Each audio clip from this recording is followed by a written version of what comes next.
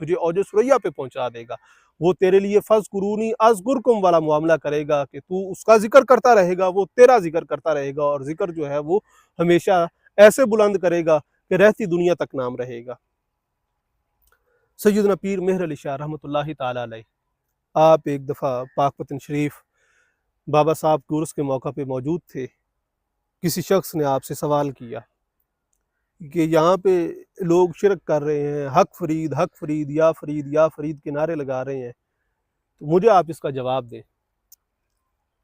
آپ نے فرمایا کہ مجھے تو اس میں کوئی شرک نظر نہیں آ رہا، بلکہ یہ جو اللہ رب العزت نے قرآن کریم میں حکم فرمایا ہے اس کا مصداق مجھے تو نظر آ رہا ہے۔ اپنے اپنے دیکھنے کی بات ہے کہ اللہ رب العزت نے فرمایا کہ تم میرا ذکر کرو، میں تمہارا ذکر بلند کر دوں گا۔ ساری عمر بابا فرید جو ہیں وہ اللہ اللہ کرتے رہے ہیں، اور اب اللہ رب العزت اپنی شایان شان لوگوں کی زبانوں سے فرید فرید کروا رہا ہے، اور وہ بابا فرید الدین مسعود گنج شکر رحمۃ اللہ تعالیٰ علیہ کا ذکر جو ہے وہ بلند کر رہا ہے۔ مجھے تو اس میں شرک والی کوئی بات نظر نہیں آ رہی۔ رومی فرماتے ہیں کہ اسی طرح سے کہ اگر تو چاہتا ہے کہ تو بلند ہو جائے، لوگ تجھے پہچانے، تو ترقی حاصل کر لے، تو پھر فنا کے گھوڑے کے اوپر سوار ہو جا۔ جب تو فنا کے گھوڑے پہ سوار ہو جائے گا تو بلند ہو جائے گا۔ آپ فرماتے ہیں کہ یہ